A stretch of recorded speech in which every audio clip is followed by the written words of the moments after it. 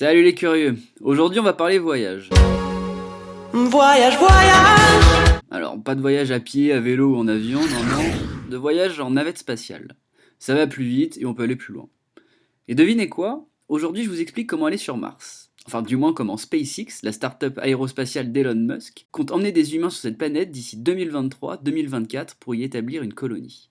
Cela ferait de notre espèce pour la première fois dans son histoire une espèce interplanétaire. Prêt au décollage? J'espère que vous avez pris des DVD ou des bouquins parce que, attachez vos ceintures, si tout se passe bien, le voyage devrait durer à peu près 6 mois. Allez, c'est parti. 3, 2, 1.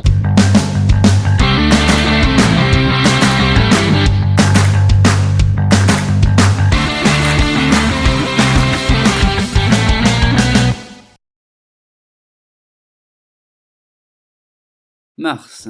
Cela fait plusieurs années maintenant que cette planète est sous le feu des projecteurs, et la plupart des agences et entreprises spatiales en font leur objectif à long terme. Il faut dire que cette planète est étudiée très près, bien plus que ses consoeurs du système solaire.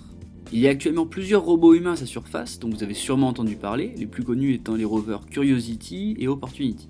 Envoyer des robots sur Mars, on commence à savoir le faire, bien qu'il y ait encore quelques ratés. En revanche, pour y aller en personne, la situation devient un peu plus complexe. Il faut prendre en compte la durée du voyage, les vivres à emporter, l'atterrissage, la survie sur place, et à moins que vous vous nourrissiez de rayons solaires grâce à un gros panneau photovoltaïque sur votre dos, ça risque d'être compliqué.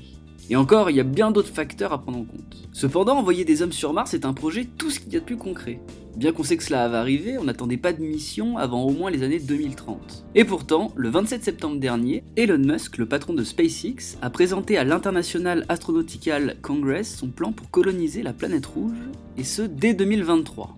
Laissez-moi vous présenter le plan assez dingue de cette future conquête. Afin d'emmener des astronautes sur la planète rouge, SpaceX a dévoilé l'Interplanetary Transport System, ou ITS.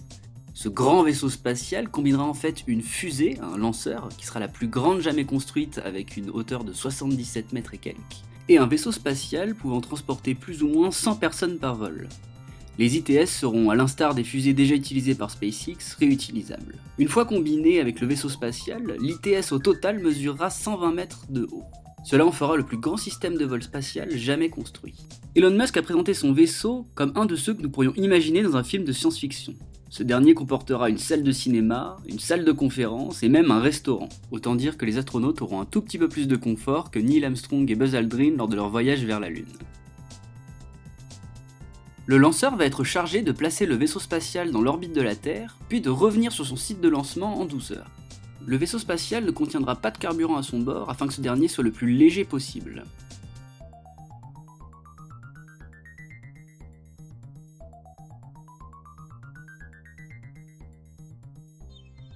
Le lanceur, une fois revenu sur Terre, sera chargé avec un nouveau cargo, il va ensuite redécoller afin d'approvisionner le vaisseau spatial. Une fois que la Terre et Mars seront dans un bon emplacement, c'est-à-dire que le voyage durera le moins longtemps possible en fonction de leur position, le vaisseau spatial s'enclenchera grâce à des panneaux solaires et entamera son long périple. Après un voyage de plusieurs mois, le vaisseau spatial se mettra dans l'orbite de Mars, puis rentrera dans l'atmosphère de cette dernière. Contrairement aux méthodes actuelles, le vaisseau spatial se passera de parachute et utilisera plutôt la rétropropulsion supersonique pour lui permettre d'atterrir en douceur. Une fois posé sur le sol martien, les astronautes sortiront et nous découvrirons presque en live les images de la planète rouge vues par les astronautes. Mais ce premier voyage ne sera pas le dernier, en effet SpaceX compte établir une véritable colonie humaine sur Mars.